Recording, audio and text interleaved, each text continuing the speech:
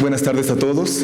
Antes de comenzar, les recuerdo que las salidas de emergencia están en la parte posterior de del primer piso del auditorio, derecha e izquierda, y les pido por favor que no obstruyan las escaleras ni los pasillos durante esta plática. Bien, pues nos da muchísimo gusto tener aquí hoy a Cédric Villani. Cédric necesita pocas presentaciones. Ha hecho avances muy importantes en matemáticas, en física matemática, asociadas a algunas palabras clave que voy a decir, como ecuación de Boltzmann, amortiguamiento de Landau, optimización, transporte óptimo, curvatura de Ricci. Se ha interesado también no solo por las matemáticas, sino también por comunicarlas y también por el pasado, presente y futuro de las matemáticas. Y como muestra de esto, quiero citar algo que es sus novelas gráficas junto a Edmond Baudouin, que son Los soñadores lunares, acerca de 4 genios de la historia, y más recientemente La balada para un bebé robot. Tiene también, bueno, y quizás hubiera comenzado por esto. En el año 2010 le fue otorgada la medalla Fields por sus contribuciones a las matemáticas. Hoy, gracias a los esfuerzos de la Embajada de Francia en México, lo tenemos aquí. Le agradecemos particularmente a la embajadora Anne Griot por poder tener aquí a Cédric, y le agradecemos también a Catalina Stern, ya que la Facultad nos recibe aquí con Cédric. Y pues no hablo más, con ustedes Cédric Villani.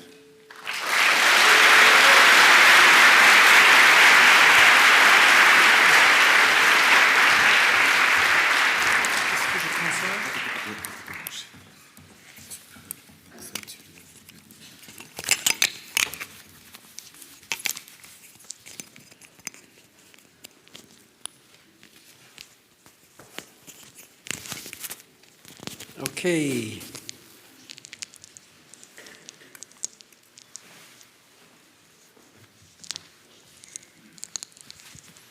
Okay, everybody hear me well? Here, working, fine, good. Thank you, people. It's a great pleasure to be here for this lecture in which we are going to talk about mathematics and the rest. I want to put this out. How do I do? Who knows? Okay, let's remove it to be sure that there is no interference. So, I think title is something like Mathematics in the 21st Century. I defended my PhD at the very end of the 20th century, since it was 1998. And so, my career as a mathematician, post-PhD, almost coincides with the beginning of 21st century. It's been going for 2 decades, but already I could see a number of changes and strong trends, as many of those in the audience with a bit of experience have seen. What are some of the main changes that we witnessed? First, we saw an increase in the number of mathematics worldwide, in the sense that there are more mathematicians nowadays than ever, more mathematical publications than ever, and larger number of fields and problems and subfields than ever. And it is continuing to grow. It comes, by the way, with great challenges for our publication system, for our universities, and so on. At the same time, as the request for mathematics and mathematicians increased, the problem of finding students in mathematics was not so easy to solve worldwide. And we have seen here and there, typically in developed economies in particular, the numbers of students that are motivated by mathematics go decreasing for a number of reasons, but it has been a worldwide problem. At the same time, a lot of moves and internationalization of mathematics. Emblematic moment was in 2014 when the International Congress of Mathematics in Seoul witnessed the fact that the 4 field medalists all had international stories. There was that Iranian female mathematician who was trained, who made part of her career in the US. There was an Indian mathematician making career in Canada and America. There was a guy who had a story in Switzerland and UK and Austria, etc. And there was, of course, French-Brazilian mathematicians. All 4 fields medalists there had some international, strong professional story, which was not just making some trips here and there, but really moving at some point in their career from one country to another. And it has gone increasing all throughout 21st century, this kind of things. We have witnessed, and during our trips to the famous American universities, the amount to which it became more and more international, with courses, more and more courses in the US, in which there was a large majority of Chinese students, for instance, in the room. And globally, motions became very, very strong. We have seen also throughout this 21st century a number of connections between fields of mathematics that completely revamped the global picture.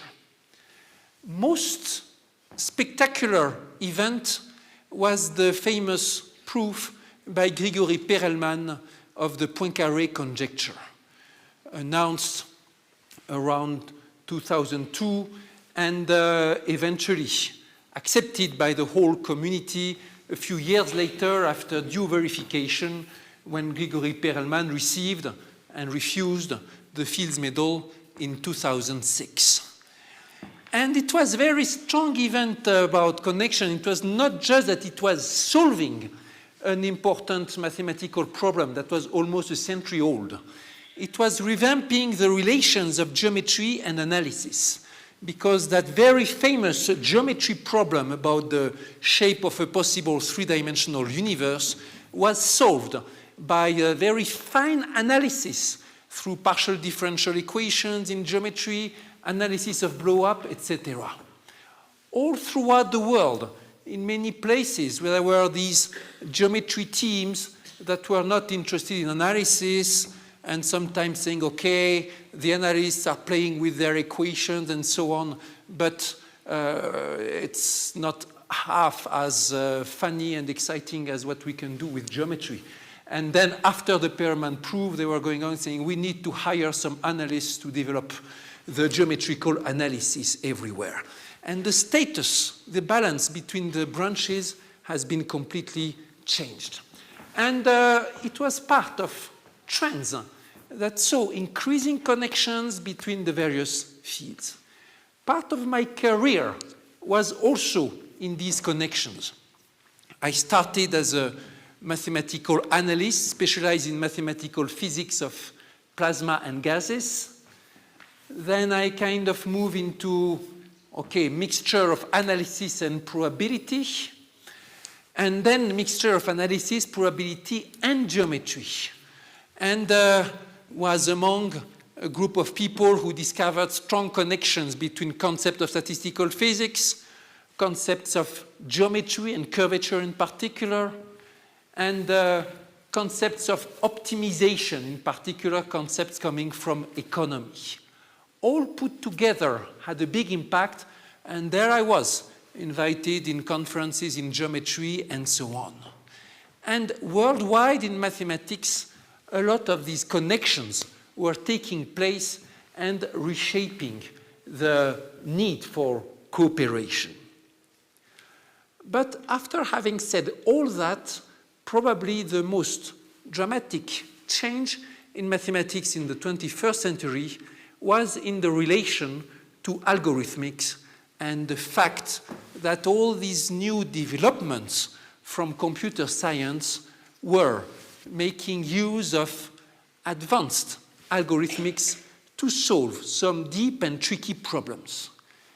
A phenomenon which is commonly known as artificial intelligence, which is now the big talk all worldwide, and which is the #1 reason for the fact that the job of mathematician has, in a few years, been considerably risen in interest and stature from the industry, but also the governments worldwide. A couple of years ago, yes, maybe a bit more than that, when was it? A few years ago, there were these regular studies made by some job observatory in the United States about the best job in the world, most sexy job in the year, and so on. And in the past few years, consistently, they ranked mathematician among the very top jobs. Mathematician and statistician. It occurred several times, even it occurred a couple of times that mathematician was ranked #1 job in their global ranking, taking into account influence, salary, interest, etc. What was the reason? Reason was that there were a lot of applications that were found that were requiring people with mathematical talent and mathematical expertise, and that literally there were billions to be made with these applications.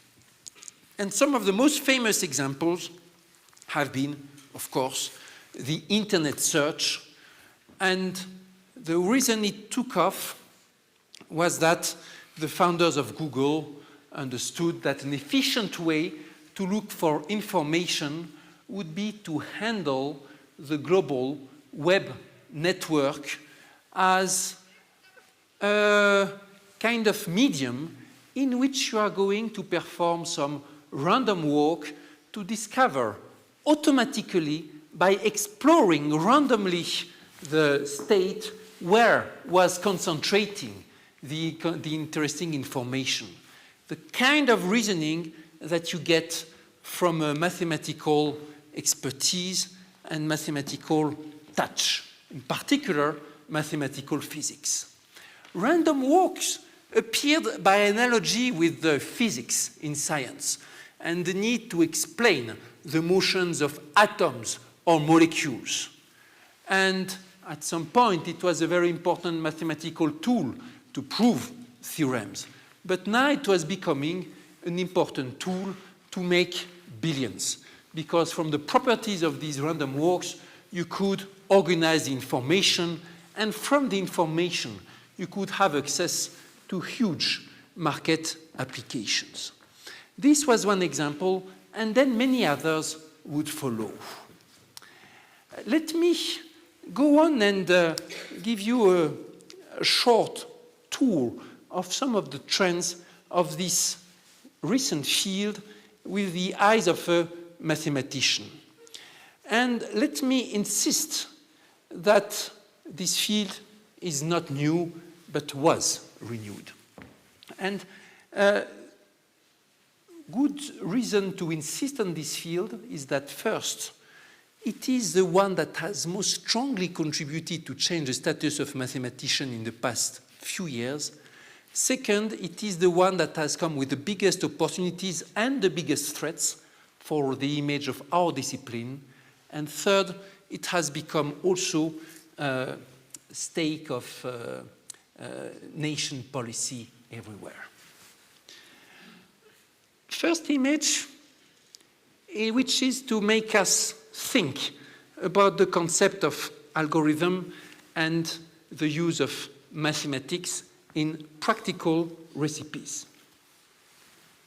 Here on the left is one of the most ancient examples known of algorithm, or at least results of algorithm. It's from this Babylonian tablet, maybe 4,000 years ago or something, in which a very precise value of square root of 2 is written, proving that even ancient Babylonians had very efficient algorithms to compute square root of 2. Let me insist that the amount of accuracy is like 10 to the minus 6, is such that they did not develop this for practical use. They developed this maybe for the beauty of it, or for training, and discovering that with mathematics, you can go to artificial accuracy, and that is the amazing thing. Now, algorithms were subject of a lot of developments throughout the history of mankind, but they became really dramatic with the rise of modern computing at the middle of the century, and played a key role in the world history when they had a central role in the Second World War. This picture is drawing extracted from one of the works that you mentioned that I did with drawer Edmond Baudouin about the moonshine talkers. And this is Alan Turing. By the way, there is a Spanish version of that comics. And here Alan Turing is reflecting over his role in the war and the future. Now, it was the first time that the political history of the world was depending on the quick solution of an algorithmic problem, or rather, finding a very efficient algorithm to do something. And we know the essence of algorithmic science is, first, find recipe to make mathematical constructions automatically, and second, decides which are the fast recipes and which are the slow recipes. And finding the fast recipes can be a matter of life and death. And now, all of our modern development in algorithmic is about these two things, which are the ways to achieve the construction of a mathematical object and how to do it fast. And the main lesson that we learned in the past few decades is that there are many, many things that we can do algorithmically that we did not suspect, and that these things can be done much faster than we thought. This is an image taken from the strange book called 6, which describes the world of high-frequency trading, full of algorithms that nobody really understands, fighting against each other, in a kind of spectacular view of how abstraction can lead some human businesses. And by the way, the author also describes how in this world of trading, a lot of high-level jobs were replaced by technicians in relations with algorithmics. And it's one of the best examples to see how classical jobs can be wiped out when there is a technological wave. Now it is much of a debate with artificial intelligence, but before artificial intelligence was there, it was also a debate in some fields. And this is part of the long rise of algorithms. Now, artificial intelligence is a field that was born in the 50s. This is the cover of the main reference in the subject, Russell and Norvig, at least for beginners. And you can recognize the picture of Alan Turing on the left corner, who is also considered, he's one of the most brilliant mathematicians in the 20th century, but also one of those who started artificial intelligence. At the same time as other people like his American alter ego, Claude Shannon. Turing was fascinated by the idea that by understanding, by that programming some of the things that we do, we could understand better our brain. And that was the start of the program of artificial intelligence, started shortly after the death of Alan Turing, with the view to reproduce the cognitive processes going on in the human brain through algorithms.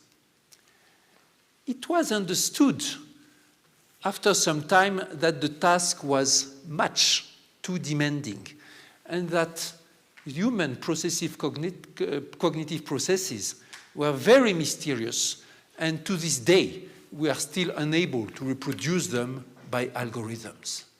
But there was a shift in the goals, and the initial goals was transformed into, let's give ourselves some sophisticated tasks with very precise objectives, and let's achieve them through algorithmics. And for that, it was discovered that algorithms can be extremely good. Now, let us also say that artificial intelligence is an algorithmic problem. You have a complicated task and you want to solve it. But it also poses a lot of questions and debates. Some of them of philosophical nature, like what is it? How far can we go with the concept of intelligence? And is there one day a possibility to reproduce the human intelligence or something that will be as intelligent as a human? Most experts in the field will tell you that this is, for the moment, science fiction. And a few of the minority believes that it is for rather soon. There come also all the rest.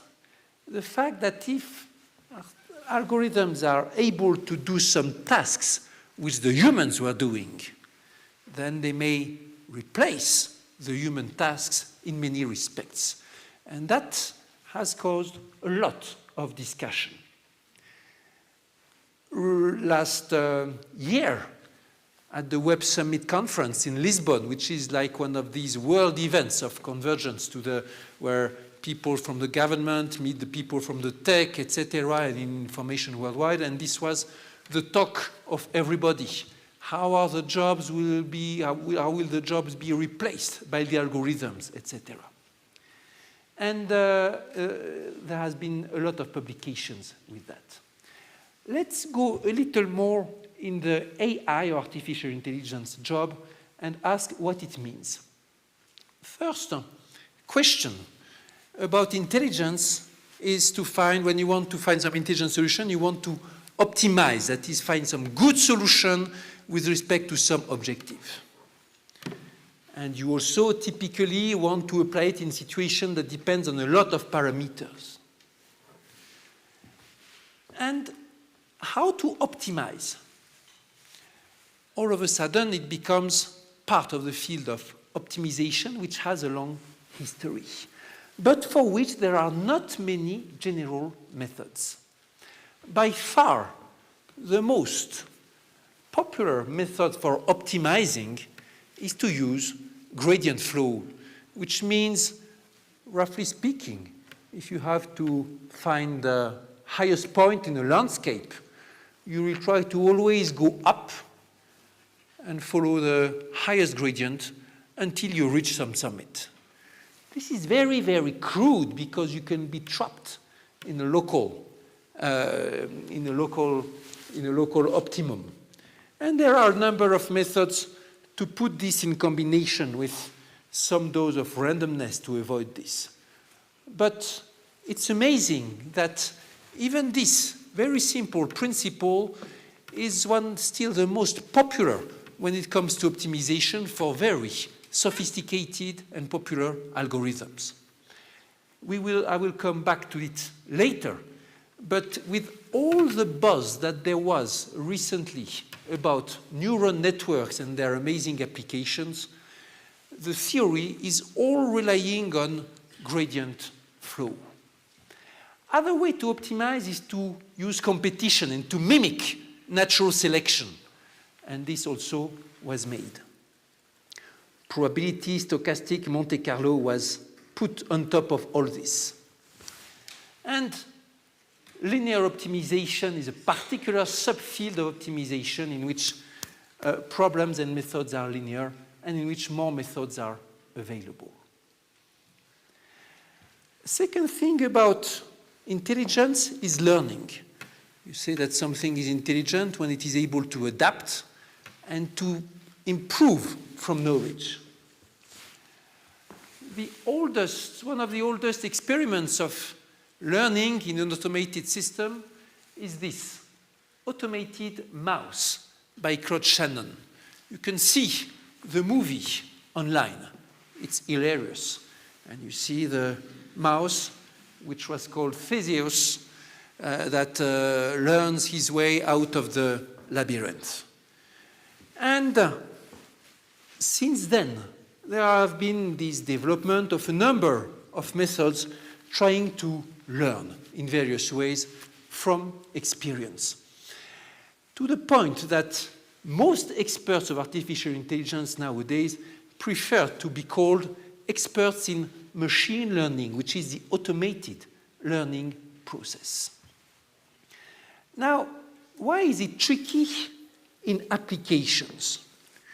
When you have to take into account a number of parameters, you immediately encounter this curse of dimensionality that the problem that you are trying to optimize is not set in 3 or 4 or 5 dimensions, but in a space of many dimensions. Think of the problem of recognizing the numbers automatically.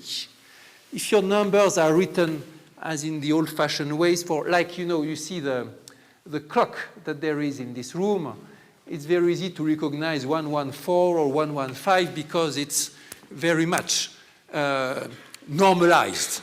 And there is only a small finite number of possibilities that you have to recognize from. But if it is handwritten and digitalized like this, then there are thousands and thousands and thousands, billions actually, of possibilities to write the number 6. How will you recognize them without putting all the possibilities? Here is another problem. In semantics, when you try to give a kind of cartography mapping of the various meanings that you can have, then your space can be of dimension 300, several hundred, and so on. How are you going to do optimization in a space of dimension 300? People in master classes, they tell you already that in dimension 6, it becomes to be very hard going to Monte Carlo methods, etc. But here it will be 300, or it can be even more, thousands sometimes. Here is another way that the curse of the dimensionality can occur, the related way of combinatorics. For instance, problem of tree reconstruction, be it in decision-making or in some applications in biology or whatever. Here I took an example that is dear to my heart, and because it was a subject of research in biological mathematical research recently, imagine that you want to find the genealogical tree of the spider species, even if you just take a few hundreds of them that could be sampled among the many, many species of spiders, then the number of possible trees is more than 10 to the 1,000. It's way, way more than the numbers of atoms in the visible universe, and there is no way you can explore them all. So you have to, in that problem or in this other problem, you have to find a solution that will lead you, an algorithm that will lead you to a good solution, even if you are exploring just a tiny bit of the space of possibilities. Just a tiny, tiny bit, because it is so, so large. So you have to be clever. Add to this the problem of data.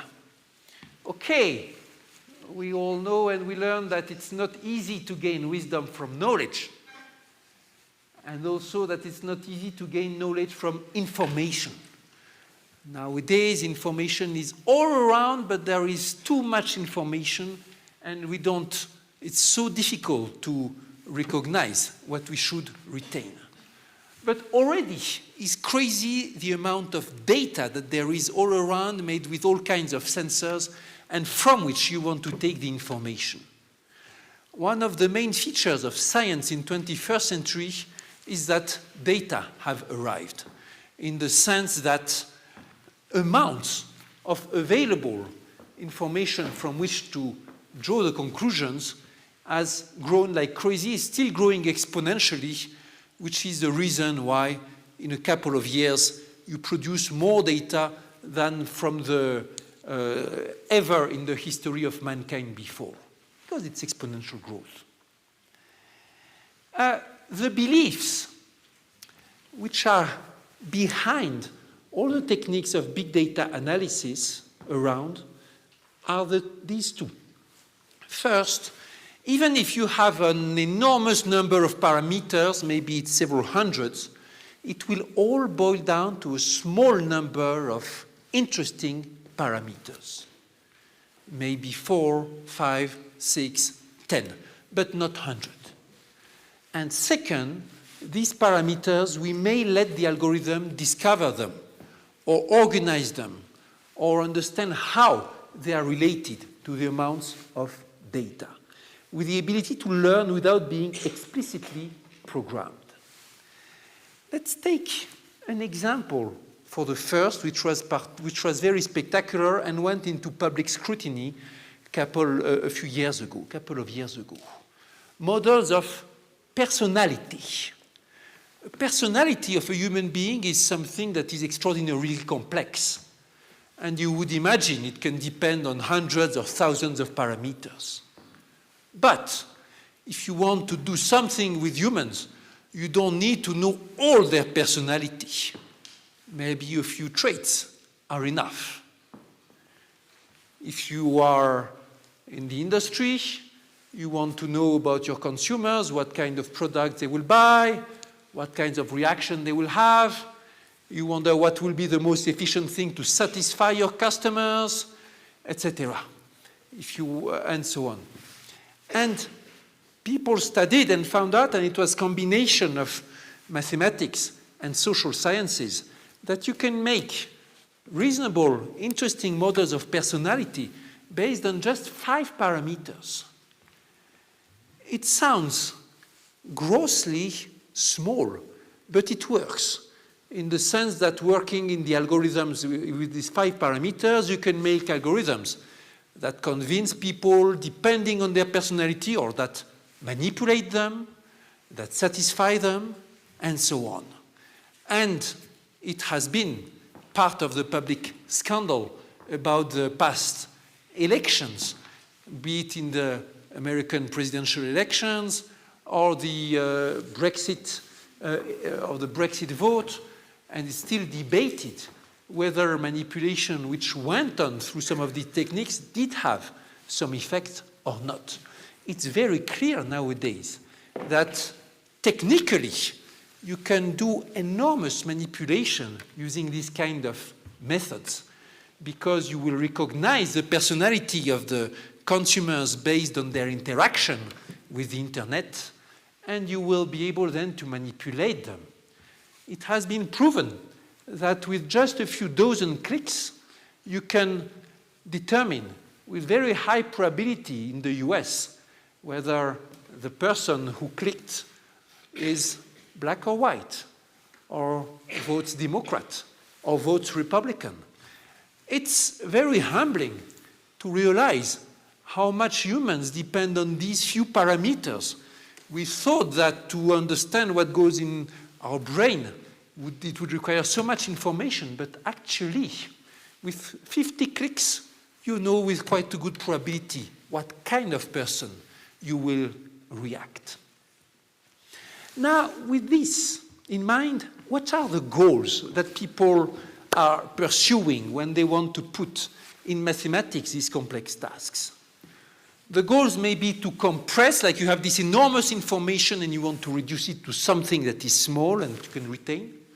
The goals can be to recognize. Imagine you have this big amount of medical data coming from various devices and you want to put them together to recognize whether there is a pathology or what is the amount of, how serious is some disease, for instance.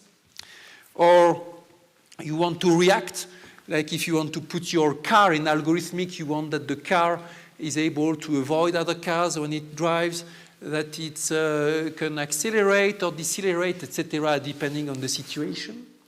You want to be able to generalize, whether it is to interpolate between two known situations or to extrapolate. All these are various ways to interpret the word understand. And let's be clear, in all these mathematical developments, it's not about understanding in the sense that we think primarily, where we understand that we are living in some world with people around, etc. And then our analysis comes on top of that general knowledge. In this case, algorithms are able to do the analysis, but don't understand the general picture. They will be able to understand what kind of disease it is, but they don't understand what is a disease, what is a person, neither what is desirable or not. They will analyze, do these precise tasks. And it has been amazing to see how the algorithms were very good at doing this very fine specialized job and very bad at doing the common sense, global understanding of the world, differentiating their intelligence from ours very much. Here are some of the classical applications. Recognize automatically images. You've all seen and used this typical recognition. Now, my phone, like the cell phone of many people, in front of some image or landscape will automatically say, like, oh, this is a landscape or this is a portrait. Recognize what it is. And sometimes it will give you what confidence interval it goes with. Examples of generation are in the generation of pictures or generations of songs or whatever. An example that has changed common life is translation. Couple of days ago, I was in St. Petersburg looking for my way. And there was a guy on the street. I asked him, where can I find the cathedral? And showed him the image of the cathedral. Guy did not speak French, did not speak English. So he took his phone, and on the device, he wrote it in Russian, and it was automatically translated in English so that I could understand what was the way. This gives new ways to communicate between people. Now, this translating machine has learned how to translate, but has no idea about the meaning of the church or the words in general. It is just applying some automated and very efficient algorithms of automatic translation, whose ingredient number one is statistics. And with this is a good example of how the mathematics combined with the technology can transform the life, but also of how the field math will be transformed by the use. I will come back to this. Here are some other fields of applications. Of course, self-driving cars. Of course, in the medical field, these prosthetics that will adapt to the morphology. Some crazy experiments include things like control devices just by thought, which is still experimental, but with some experience. You will be able to control the drones just by thinking of which direction he should go. And there is nothing mysterious, like the device will make some correlations between the trajectory of the drone and the kind of patterns that go in your brain. And there will be some learning. So one of the most crazy projects that I've seen among the past few years was a project trying to eventually, say, let's in a few decades, give back sight to people which have become blind. A crazy project in which you train the brain to react with some drug that will be sensitive to the light, and some light transmission depending on what you see you don't see, but there will be the lenses here.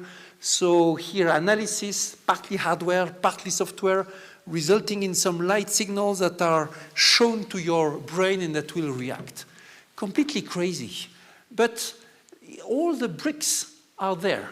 Mixture of biology, chemistry, physics, and software, algorithmics, mathematics, whatever, all combined together. And this kind of experiment shows you well the new position of mathematics as a facilitator for other projects. Okay. Are there some impacts that the mathematics can have on other sciences which are new? The answer is yes.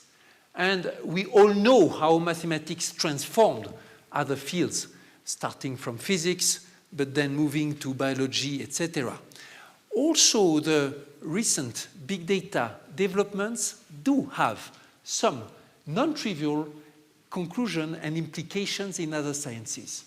Here is an example that was in the news in biology a couple of years ago that we can all understand. Through big data analysis, it was discovered that there is not one but 4 species of giraffe. They all look alike, but when you look their analysis of genomics, you see that it clusters in 4 different parts.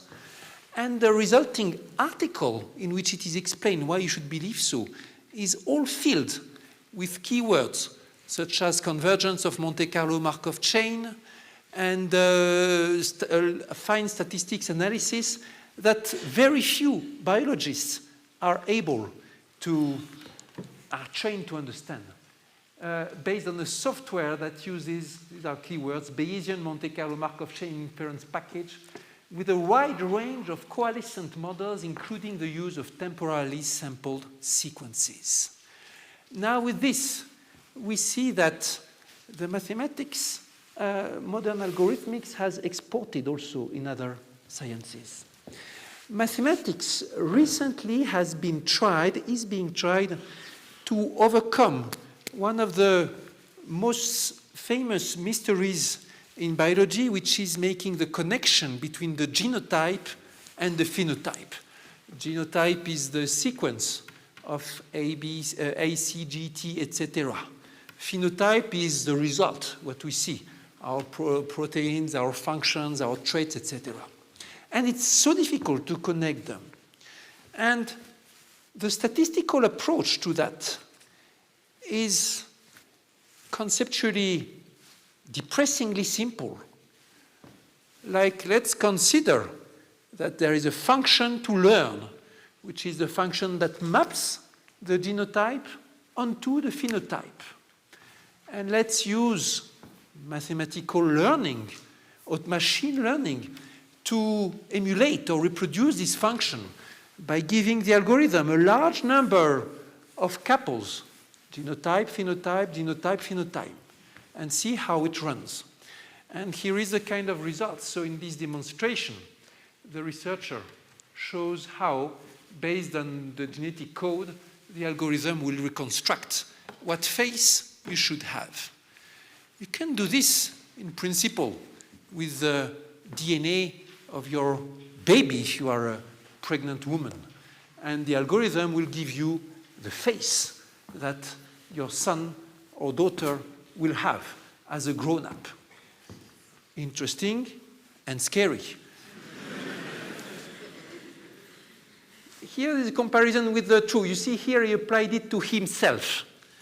And so there are a few differences because he let his beard grow, which the algorithm did not know. And also he likes the good eating, which the algorithm did not know. But it's very close, and it will go on improving and improving. Imagine all the challenges that it causes. Will there be need to have a law that forbids to have this kind of analysis so that to make sure that we don't evolve into a society in which we select our kids depending on their physical traits? Will there be a need for new experts that will be able to testify in court that the face which has been reconstructed from the DNA on the crime is that the algorithm is efficient? You see all the kinds of new problems that will appear. And maybe you can even imagine that you get some, I don't know, you put these DNA stuff into, let's imagine the most nightmare that you want. You reconstruct from this kind of thing the faces of all people with a certain genetic mutation, and you are a terrorist and you build your drone in such a way that it will try to find and kill people who have this face, so that you want to eradicate some ethnic. Scary. Not so far from being technologically feasible. With these kind of things, we have to be, of course, very much interested in the applications and also make sure that algorithms are used for good purpose. Okay, a bit more on how does it work. Yeah, let's not take too much about this. But still, some of the ingredients. First, if you go to Wikipedia or whatever, and you ask what is the theory of artificial intelligence, first surprise will be that there is a number of different techniques, so that you cannot say that it's one technique or another. And second surprise will be that all of them rest on simple grounds. The most famous advanced neural networks methods rest on very simple theory.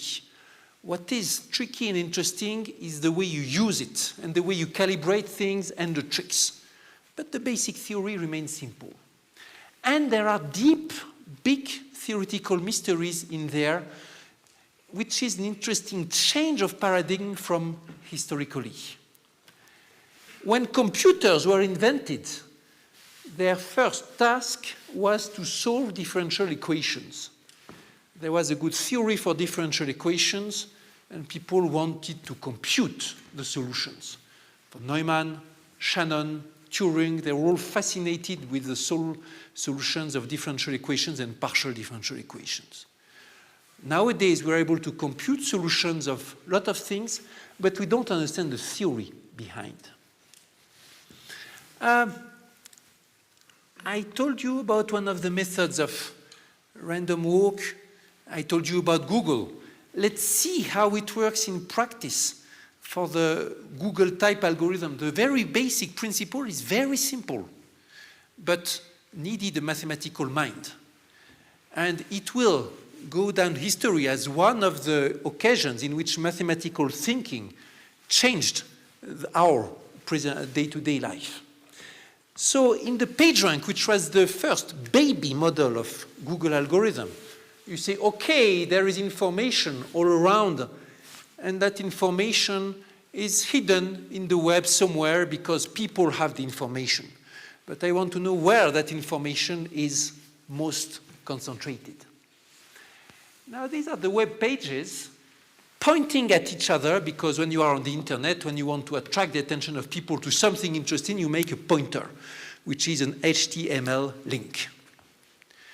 And let's imagine that it's a bit as in scientific publication. When people are most pointed at, it means that there is some interesting thing. So let us try to discover among the web pages that talk of a subject, which are the ones that are most pointed at in some sense, most connected. Not easy. Look at this and think that your system of web pages, there may be 1 million of them. So let's go on with the algorithmic solution. Imagine that you send a number of digital random walkers on your graph here, and it will go randomly from node to node. This is random walk on graphs, and it has been a subject of development throughout the 20th century.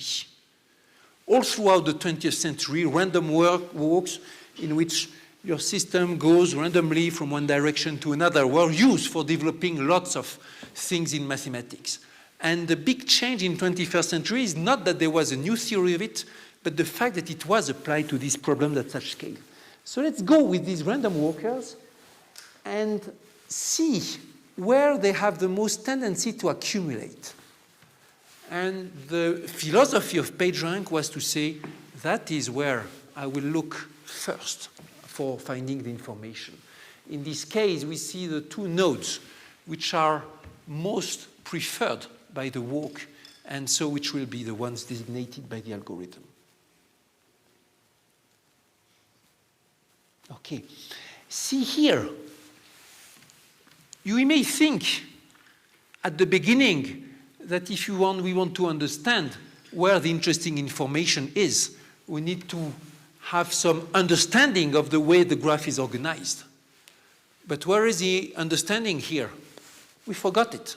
Just use randomness and see how the solution emerges from the chaos. And a lot of the developments in the past decades in artificial intelligence, in the past decade, have been also about this. Let's forget about understanding structure. Let's go with the statistics and see what emerges. It was humiliating in a way. Think of artificial translation. People had been working hard on the semantics and how to organize the understanding of the grammar, etc. And it never was very good. And then arrived other people that said, okay, look, it's a problem of reconstructing a function from the text in French to the text in English, maybe. Let's give a lot of examples to the system, and let's use statistical procedures so that it can reconstruct the function automatically. And it worked much better. Of course, eventually, there will be need to combine the understanding approach with the statistic approach. And in the field of physical sciences, for instance, and industry, there will be need to combine the classical model approach in which you look for equations and understanding of the equation, and the statistical approach in which you only look for examples. But so far, examples and learning by examples has been humiliatingly efficient. Let's skip all this. And here are some images. These are pictures extracted from the seminar which was held in Collège de France a couple of years ago, when there was a seminar by Yann Lequin, one of the world's most known experts in artificial intelligence. And after the seminar, some mathematicians, more theoretical than Yann, were invited to give discussions on their thoughts of artificial intelligence. Here is one of these problems. Here is Stéphane Malat, one of the famous French mathematicians, working hard to apply the tools of harmonic analysis to help and improve the automatic recognition of images, with the main goal, discover which are the subjects and images that will be recognized easily and quickly, and which are the ones which will not be possible. So far, basically, he was unable to find anything significant, which is humiliating also. Here is one of my former colleagues, Yann Olivier. I did some research with him, and he was trained in a mixture of geometry and probability, expert in random graphs, and one day he moved to artificial intelligence and saying, I want to find the theory behind it and put geometry behind it, understanding. Well, what success? Not much. He did write some beautiful papers and beautiful observations, but very, very far from some geometrical understanding of the reasons why these algorithms converge. Deep mystery in there. Mathematics for the 21st century. Find a theory about what we can learn and what we can not learn. Here is another example. So this is Emmanuel Candes, International Congress of Mathematicians, Seoul 2014. For the first time, an expert in artificial intelligence was giving a plenary lecture in this International Congress of Mathematicians, sign of the times. Emmanuel Candes is a French mathematician working in American university, which is very often the case in this field, unfortunately. Here is a Netflix problem he's explaining. Imagine you have information about preference matrix. User 1 likes the film number 6, etc. And you know that some users have liked some movies to some degree, and you want to complement the matrix. That's called the Netflix problem, and it's about reconstructing the information. There are hundreds of algorithms that can handle this, and there have been big competitions about how to do this. Many philosophies to do it. Candace is an expert of one of these techniques called parsimony, in which you try and reconstruct the matrix, assuming that it stems from the smallest dimensionality that is possible. Maybe a matrix whose rank is as small as possible and things like this, or whose norm is as minimal as possible. It's amazingly simple, the kind of criteria that work in some cases.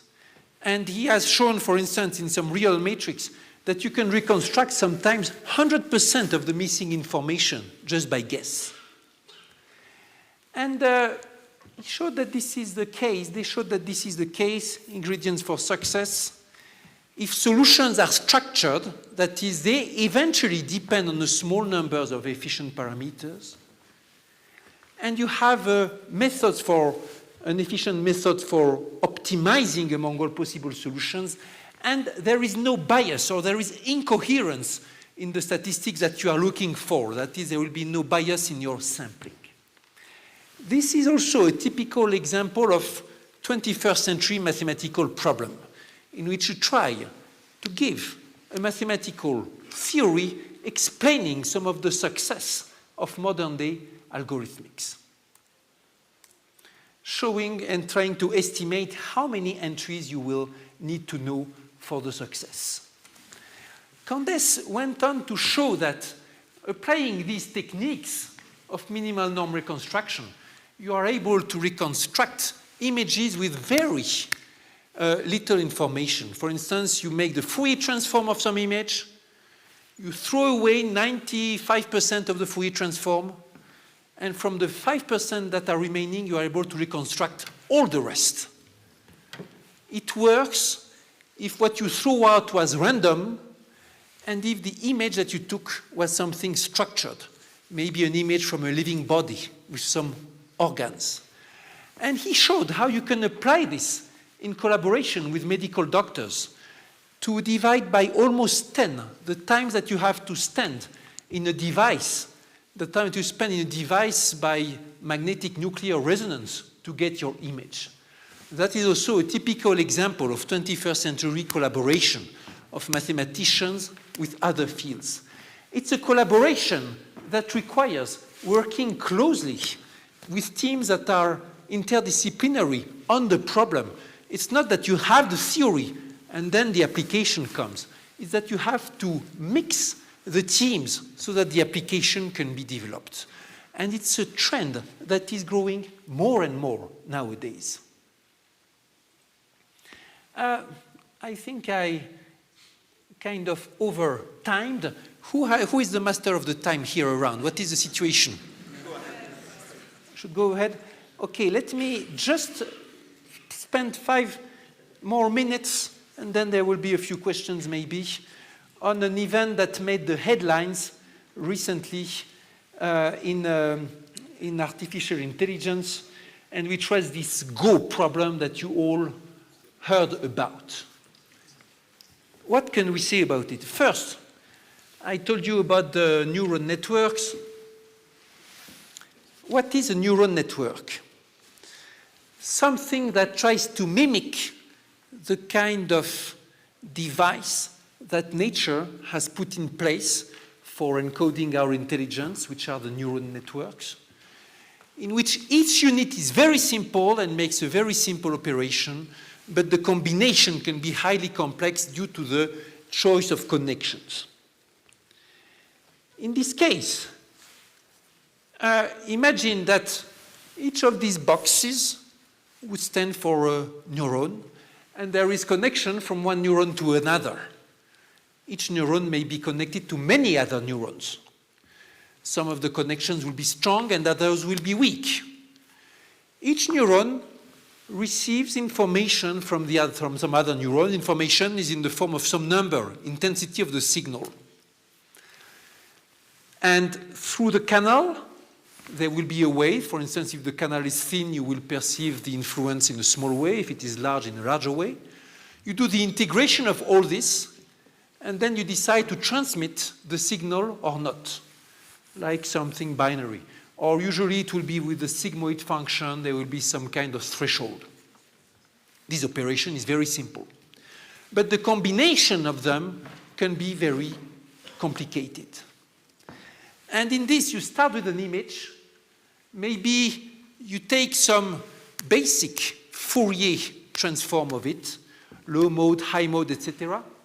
And each of these gives you numbers, and you make these numbers go through a cascade of simple operations like this. In the end, you have some output. What is the output? You are trying here to emulate a function. And the output may be a word.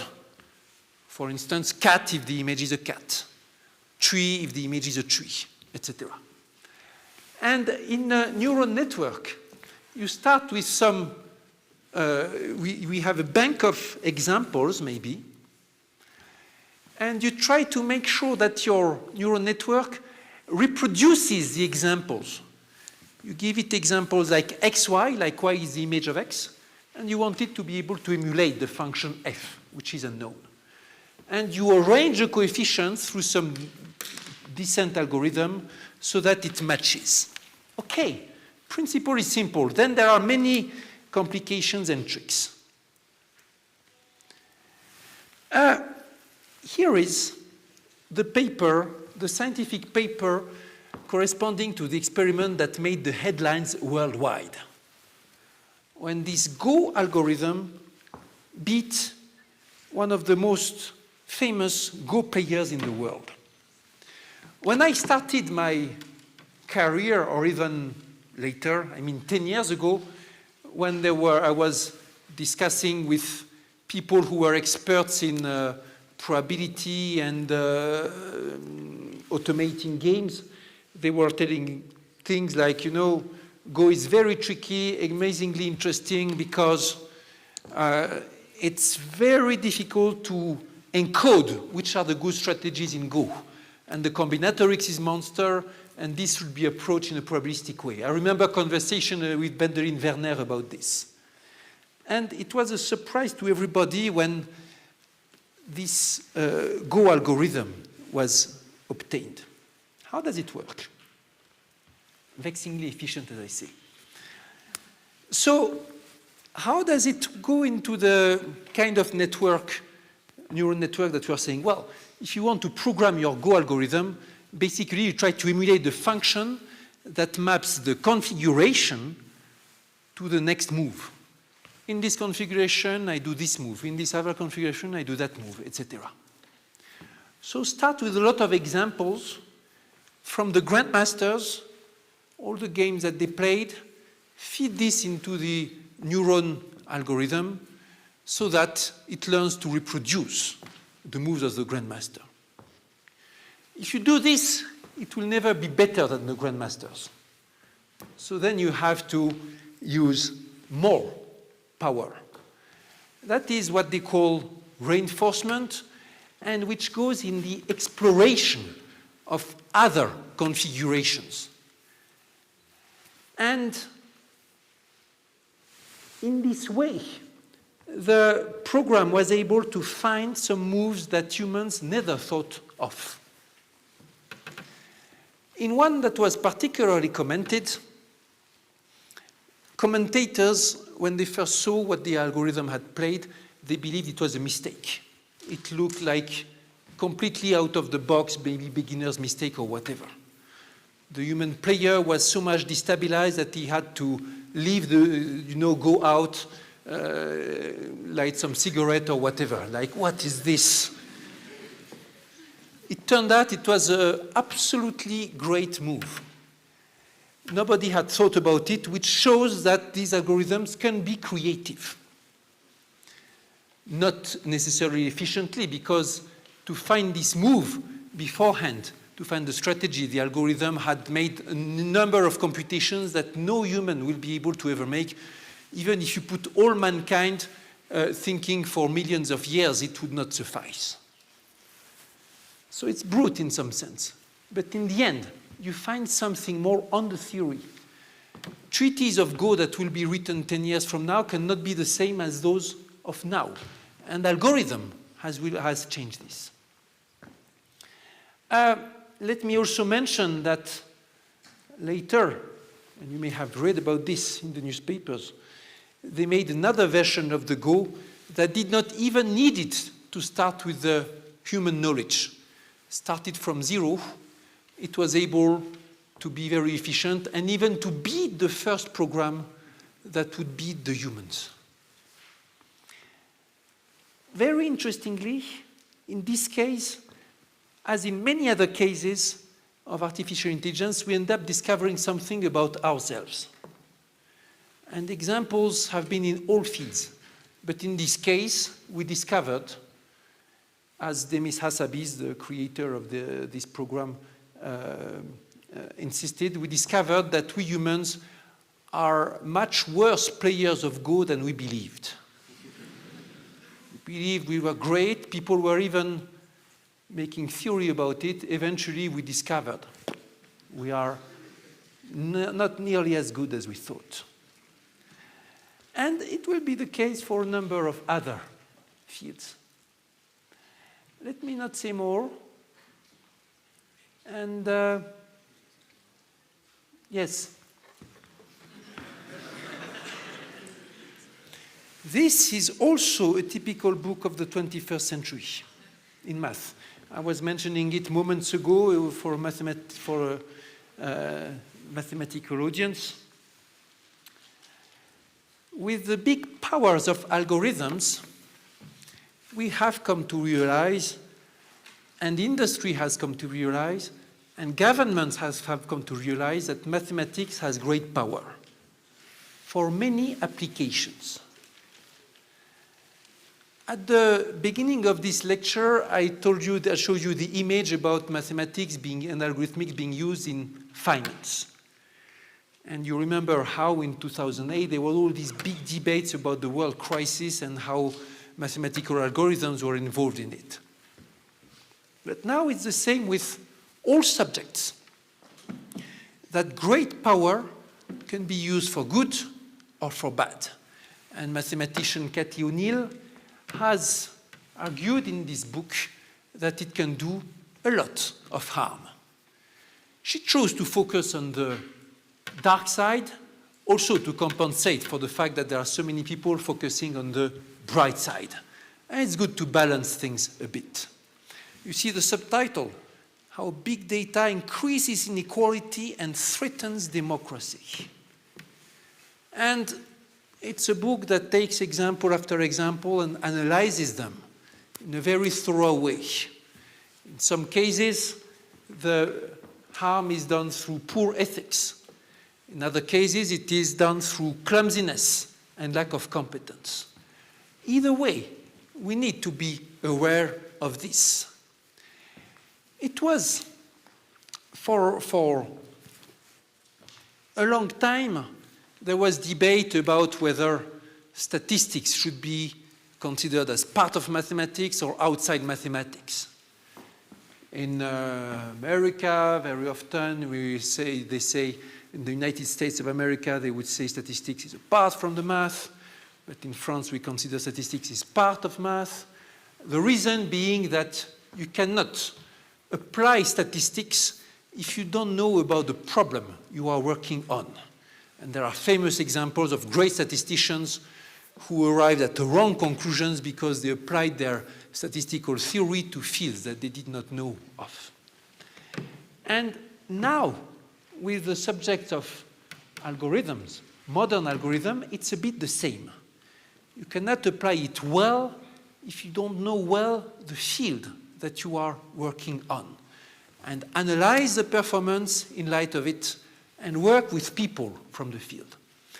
this poses new responsibilities, but also new challenges for organization. There is a lot of need of mathematicians in the industry, in sectors in which the algorithms are being used. And there is need for these bridges more than ever, so that the communication, the ethics, the way to apply will be more and more part of what is mathematics. This has already started to be an important trend in the 21st century, and it will continue to do so for sure. That's all. Thank you.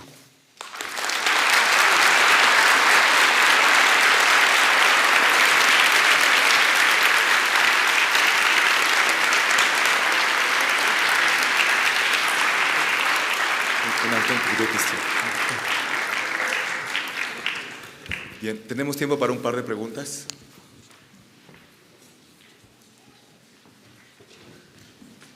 Well, hi. Can you hear me? Yeah. Well, all these mathematical applications are very interesting, impressive, and even scary. But let's go back to the start. What do you recommend to someone who's beginning in the study of mathematics nowadays? What do I recommend to somebody doing mathematics study nowadays and wanting to go and explore some of this? First, there is not one kind of mathematician, there are many kinds. And even in respect to these kind of fields, there are many kinds of mathematicians. Some of them will try, like some of my friends, to first be very much expert in some directions of mathematics and then try to use their expertise for the theory of this. Some others will want to directly try and experiment from the algorithms, from the programs. If you want to explore this field, you need to go a lot in the experiments and projects and to find some cases, people who are working on some applications or things like this. Or you have to play with this, etc. But it's a field in which the knowledge gained from experiment is fundamental. Worldwide, it is tricky to organize. And in some places, they are moving very aggressively into this. In some other places, they are staring, like, what should we do? One case in point that I encountered when I was working on a report for the French government on this was the MIT Harvard joint training between students of law and students of algorithmics. In this particular training, they put people on projects in which they work together in teams to solve some problem related to application of law through algorithms. There may be a number of problems, like in the logical analysis of the web of laws, if I may say, or in the so-called predictive justice, in which you try to determine automatically a guess of what would be the penalty for this or that. It may be about the way to automatically find the relevant law articles in a big body of laws corresponding to some problem. It may be about automatically write some legal documents or templates for documents. So there are a number of possibilities. But to develop them, you really have to have this contact, interdisciplinary contact.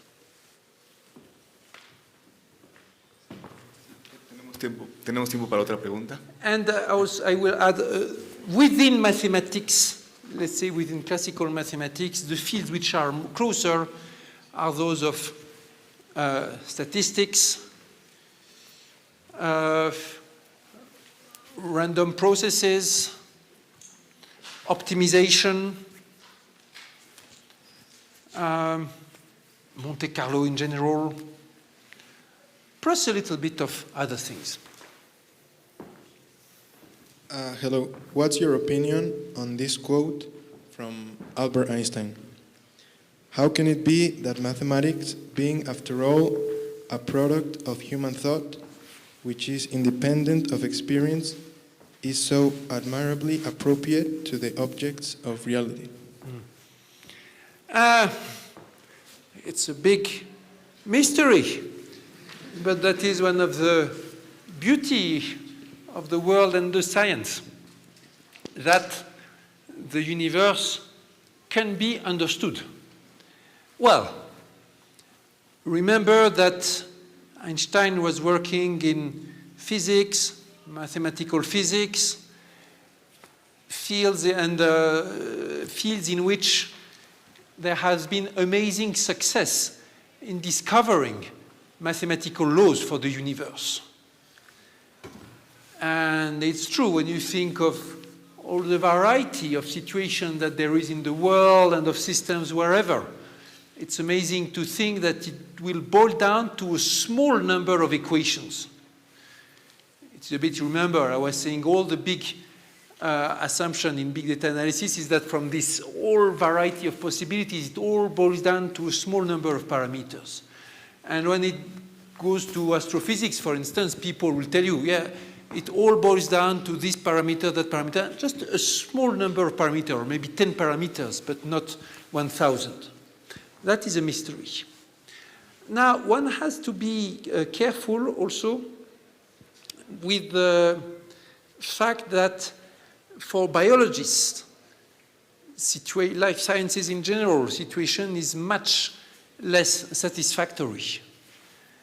And so far, the best experts in theory worldwide have failed to find some good general concepts on which to build the biology, apart from a lot of description of what is going on.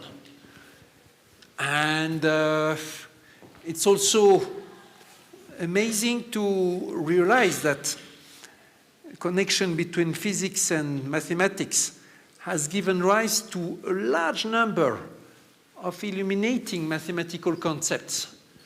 Some of the people I know in this room have been experts in analysis of dynamical systems and so on, in which concepts from physics have been masterpieces in mathematics.